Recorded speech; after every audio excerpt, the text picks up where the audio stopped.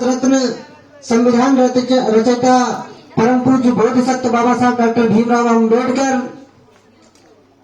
राष्ट्रपिता ज्योतिबा फूले, शिक्षा की जननी माता सावित्रीबाई फूले, अपने चार बच्चों को कुर्बान कर हम जैसे करोड़ों बच्चों को जन्म देने वाली माता रमाबाई अम्बेडकर, वीरांगना झलकारी बाई, बोधिसत्व रविदास, बोधिसत्व कबीर, बोधिसत्व गाडगे व बहुजन समाज में जन्मे सभी संतों गुरुओं महापुरुषों से अवगत करा देने वाले बहुजन नायक मानवर कांशीराम साहब के चरणों में श्रद्धा सुमन अर्पित करते हुए आज यहाँ पर उपस्थित आप सभी धन बंधुओं का बोधिसत्व रविदास जी के जन्मोत्सव पर बहुत बहुत बधाई और मंगल कामनाएं।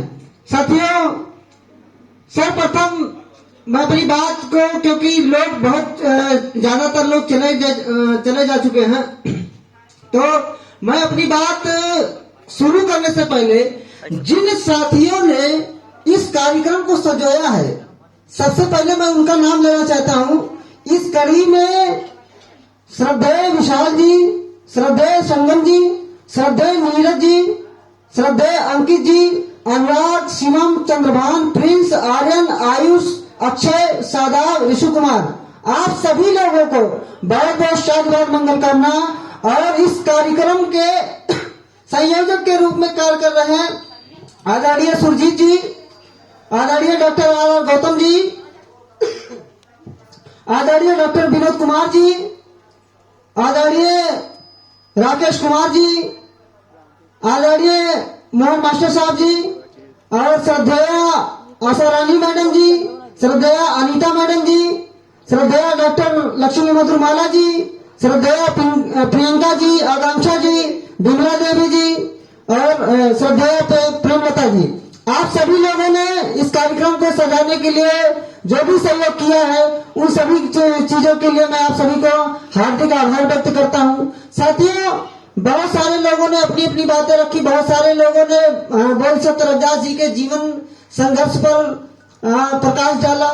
मैं आपको एक चीज बता दे रहा हूँ, ज्यादा समय नहीं लूंगा क्योंकि लोग ज्यादा बचे नहीं हैं और सब लोगों को जाना है अपने घर, और क्योंकि जितना समय बीतेगा आप लोगों को बढ़ोतरी महसूस होगी, इसलिए ज्यादा समय न लेते हुए मैं अपनी बात कर रहा हूं। एक बात आप जान लीजिए, ये जो आंदोलन चल रहा है, ये अंततः आपको इस नीच जात से निजात दिलाने के लिए, इस नीच जात से निजात दिलाने के लिए ये संघर्ष चल रहा है, क्योंकि आपको हर जगह नीच ही समझा जाता है। ऐसी बात को रविदास जी कहते हैं कि जात जात में जात है जो केतन के पात, रविदास मानुष न जुड़ सके जब तक जात न जात। तो जात का ही मामला है यहाँ पे। तो आप को जात से निजात दिलाने के लिए आपके मसीहा परम पूज्य बोधिसत्व बाबा साहब डॉक्टर भीमराव अम्बेडकर जी ने 14 अक्टूबर 1956 को नागपुर की दीक्षा भूमि पर बौद्ध धर्म अपनाया और हम सबको संदेश दिया कि हम इस देश के बोधिष्ट हैं। लेकिन आप सोचिए, जो लोग आज इस समाज में कहते हैं कि हम बाबा साहब अम्बेडकर को जानते हैं, जो लोग कहते हैं कि हम बाबा साहब अम्बेडकर के जीवन संघर्ष को पढ़े हैं, लेकिन जो लोग ये कहते हैं कि अरे वो क्या हमको बताएंगे, हम बाबा साहब अम्बेडकर की सारी चीजों को जानते हैं, वो टोटल गलत बोलते हैं। इसका इतिहास गवाह है। वो क्यों? क्योंकि आप पूरा सर्वे कर लो, भारत सरकार से रिपोर्ट मंगवा लो, पूरे भारत में 35 करोड़ आबादी है शेड्यूल कास्ट की, schedule caste schedule tribe caste की 35 करोड़ आबादी है। लेकिन आप सोचिए, 1956 में बाबा साहब अम्बेडकर हमें बौद्धिस्ट बनाए, आज 65 वर्ष हो गए, लेकिन क्या हम बौद्धिस्ट बन पाए? मात्र 1 करोड़ की जनसंख्या में, मात्र 1 करोड़ की जनसंख्या में हमारा समाज बौद्धिस्ट हुआ, यानी 34 करोड़ लोग अभी हमारे देश, हमारे समाज के बौद्धिस्ट नहीं हो पाए। इसलिए यह कहना कि हम बाबा साहब अम्बेडकर को जानते हैं, हम रविदास जी को जानते हैं, वो टोटल झूठ बोलता है। और इस बात को समझने के लिए आपको बाबा साहब अम्बेडकर के जीवन संघर्ष को पढ़ना होगा।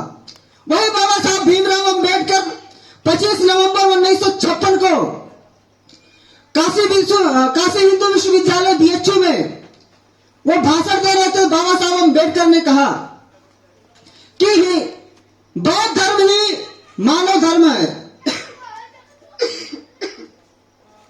बौद्ध धर्म ही मानव धर्म है, और बौद्ध धर्म ही एक ऐसा धर्म है जिसमें इंसान को इंसान समझा जाता है, जानवर को जानवर समझा जाता है, और विज्ञान पर आधारित यह धर्म है। इसलिए बौद्ध धर्म सभी के लिए समानता, सभी के अंदर समानता, सभी के अंदर करुणा, सभी के अंदर दया की भावना जागृत करता है।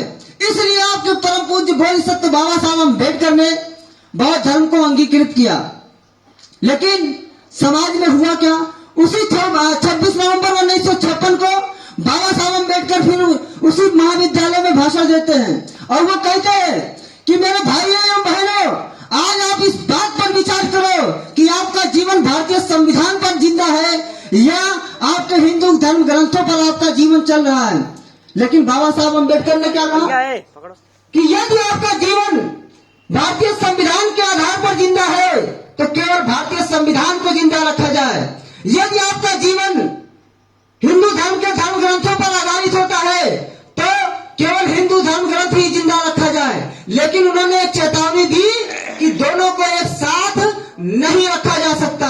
लेकिन आज होता क्या है, हमारे घर में हनुमान चालीसा भी होता है और हमारे घर में 14 अप्रैल का जगराता भी चलता है। होता है कि नहीं होता?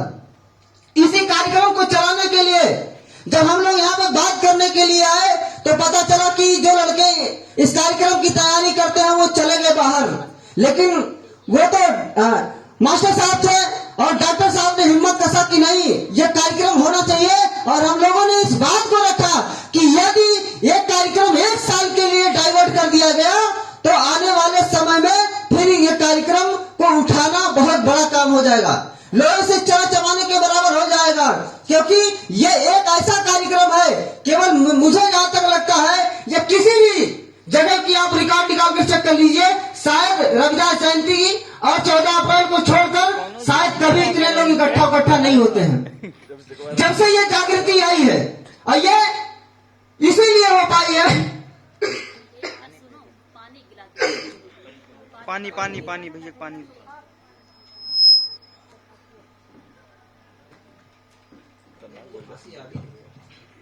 और ये इसीलिए हो पाया है क्योंकि लोगों में जागृति, जो मिशनरी लोग हैं, अभी आपने देखा बहुत सारे लोग, नेता लोग आ रहे हैं। कहाँ आ रहे हैं?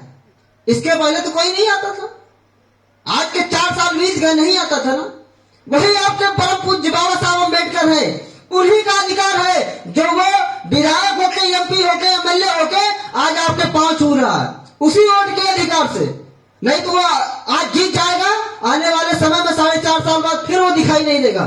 लेकिन वही बाबा साहब अम्बेडकर का 1 वोट 1 पर्सन 1 वैल्यू का अधिकार है कि वो आपके कदमों पर झुकने के लिए मजबूर कर देता है। और रही बात पढ़ाई की, तो पढ़ाई तो हमारे समाज के बहुत लोगों ने किया। बाबा साहब अम्बेडकर ने क्या कहा? बाबा साहब अम्बेडकर ने कहा मुझे 10 डॉक्टर, 20 इंजीनियर और 30 वकील दे दो, मैं समाज को बदल दूंगा। तो क्या बाबा साहब गलत है? आज अपने समाज में 10 डॉक्टर नहीं है, 10 इंजीनियर नहीं है, 10 वकील नहीं है, अरे 30,000 वकील होंगे, 20,000 इंजीनियर होंगे, 10,000 डॉक्टर होंगे, लेकिन वो समाज के नहीं है। वो केवल अपना पेट भरने का काम कर रहे हैं, वो अपने टीवी और बीवी में मस्त है। जैसा कि डॉक्टर लक्ष्मी मधुमाला जी ने कहा कि कुर्सियां खाली हो गई हैं। कुर्सियां खाली होने से नहीं मतलब है। आपको इस बात को, मैं तो देखिए मिशनरी आदमी हूं, मेरा शराब बहुत जबरदस्त लगता है, मैं जिसको शराब देता हूं उसको बहुत जबरदस्त लगता है। ये बाबा साहब अम्बेडकर का मेरे ऊपर बहुत बड़ी अनुकंपा है। और मैं एक तो कुमारा भी हूं और खतरनाक आशीर्वाद लगता है, मेरा शराब बहुत खतरनाक लगता है। तो मैं पूरे मोहल्ले वालों को ये शराब दे रहा हूं आज कि आप जिसके दरवाजे पर जाओ वो अपना घर छोड़कर भाग जाए। क्योंकि आज हम आपके दरवाजे आए ना, आप अपना घर छोड़कर भाग गए ना, तो मैं ये सलाह देता हूँ कि आप जिसके घर पर जाओ वो अपना घर छोड़कर भाग जाए, तब पता चलेगा कि सम्मान क्या होता है। और इसी सम्मान के लिए ये बाबा साहब अम्बेडकर ने लड़ाई लड़ी, इस बात को हमेशा याद रखिएगा। सम्मान का ही मामला था। बाबा साहब अम्बेडकर नेपाल के काठमांडू में भाषण दे तो ये कह रहे थे कि कार्ल मार्क्स और बुद्धा पर जब बाबा साहब अम्बेडकर को बोलने की बारी आई तो बाबा साहब अम्बेडकर ने कहा कि कार्ल मार्क्स ने रोटी कपड़ा और मकान के लिए आंदोलन चलाया था, लेकिन वो आंदोलन केवल पेट भरने का आंदोलन था। लेकिन बुद्ध ने समता, स्वतंत्रता, प्रेम, न्याय, बंधुत्व पर आधारित सम्मान का आंदोलन किया। इसलिए बाबा साहब अम्बेडकर ने कहा कि सम्मान के लिए अपने जान की बाजी लगा देना, लेकिन सम्मान से समझौता मत करना। तो आपको यह तय करना है कि आप जिसको सम्मान दे रहे हो, आने वाले समय में आप उसी सम्मान की अपेक्षा करेंगे कि नहीं करेंगे।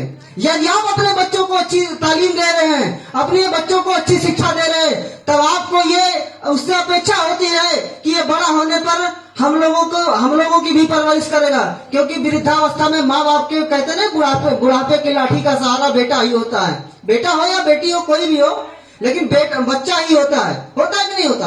और इसी लाठी के सहारे को ढूंढने के लिए वो जीवन संघर्ष, उसके पूरे जीवन तक, जब तक उसकी पूरी शिक्षा दीक्षा पूरी नहीं हो जाती, तब तक माँ बाप पूरा संघर्ष करते रहते हैं कि नहीं करते रहते, इसी सहारे में। तो वो क्यों करते हैं? उनकी कोई लालसा थोड़ी होती है, लेकिन वो चाहते हैं कि मेरे बच्चे की जिंदगी संवर जाए। आज सबसे बड़ी बात बाबा साहब अम्बेडकर की थी कि हमारा समाज जब बौद्धिस्ट बनेगा तो बनेगा कैसे। हम तो कह देते हैं कि बाबा साहब बौद्धिस्ट हम लोग को बना कर गए, लेकिन आप बौद्धिस्ट बनाओगे कैसे, बनोगे कैसे, एक दूसरे को प्रेरित कैसे करोगे? आपके पास जगह कहाँ है शिव बाबा? आपके पास जगह कहाँ मैया देवी? आपके पास जगह कहाँ वैष्णो देवी? जिस बाबा साहब अम्बेडकर ने आपको अपने 4 बच्चों को कुर्बान करके ऐसी जगहों से जाने से मना किया, आप ऐसी जगह अपना वैचारिक सेंटर बना रहे हो। अरे आपको यदि बाबा साहब अम्बेडकर की विचारधारा को, यदि बोल सत्य रविदास की विचारधारा को समझना होगा, तो हम अपने बच्चों को स्कूल क्यों भेजते हैं? क्योंकि वो ज्ञान का वैचारिक सेंटर होता है। उस ज्ञान के वैचारिक सेंटर के लिए हमें मालूम है कि वहां का ज्ञान मिलेगा, वहां पे अच्छी विचारधारा मिलेगी। ऐसे आपको अपने जीवन के इतिहास को समझने के लिए, अपने जीवन संघर्ष को जानने के लिए, अपने आप में सम्मान पाने के लिए, अपने समाज को अपने बराबर देखने के लिए आपका एक वैचारिक सेंटर होना चाहिए। और यही जैसे कहते हैं ना कि हम लोग बाबा तेरा मिशन अधूरा, बाबा तेरा मिशन अधूरा हम सब मिलकर करेंगे पूरा। तो बाबा साहब का जो वो सपना था, वो सपना आज भी अधूरा रह गया। बाबा साहब ने 1939 में सपना देखा था। 18 जून 1939 में बाबा साहब अम्बेडकर ने सपना देखा था कि हमारे समाज को, अपने समाज के इतिहास को, अपने समाज के धर्म को जानने के लिए मैंने तो बौद्ध धर्म के बारे में लोगों को जागृत किया, बौद्ध धर्म का प्रचार प्रसार किया। लेकिन हमारे समाज में लोगों में जब बौद्ध धर्म के प्रति रुचि बढ़ेगी तो वो जाएंगे कहां पे? उनके पास तो कोई जगह ही नहीं है। तो वो बाबा साहब चाहते थे कि मुंबई में केंद्रीय हॉल का निर्माण हो, लेकिन जो कि बाबा साहब अम्बेडकर 1956 में चले गए, वो सपना बाबा साहब का पूरा नहीं हो पाया। और हम लोग जो अखिल भारतीय अनुसूचित जाति जनजाति कर्मचारी कल्याण एसोसिएशन जो हमारा संगठन है, उसके माध्यम से हम लोगों ने ये, जब बाबा साहब अम्बेडकर के इस इतिहास को पढ़े तो हम लोगों में ये लालसा आई कि हम लोग बाबा साहब अम्बेडकर के इतिहास को पूरा करेंगे। और मेरे साथियों, मैं आपको एक चीज बता दूं, बाबा साहब अम्बेडकर के इतिहास को जानना है तो अपने दुश्मन से तेज समझना होगा। क्योंकि धीरू भाई अंबानी की एक सोच थी कि सबसे पहले चलो, सबसे पहले सोचो और कर लो दुनिया मुट्ठी में, यही उसका मूल मंत्र था। तो बाबा साहब अम्बेडकर ने क्या कहा कि एक वैचारिक सेंटर होना चाहिए जहां हमारा समाज इकट्ठा हो सके, अपने समाज की सारी चीजों के बारे में वो जान सके, अपने धर्म को पढ़ सके, अपने धर्म की सारी रीति रिवाज परंपराओं को वो जान सके। लेकिन ऐसा हमारा वैचारिक सेंटर आज तक नहीं बन पाया। और अखिल भारतीय अनुसूचित जाति जनजाति कर्मचारी कल्याण एसोसिएशन के माध्यम से आपको मैं बताऊं, ये वैचारिक सेंटर 10 करोड़ रुपए की लागत से सारनाथ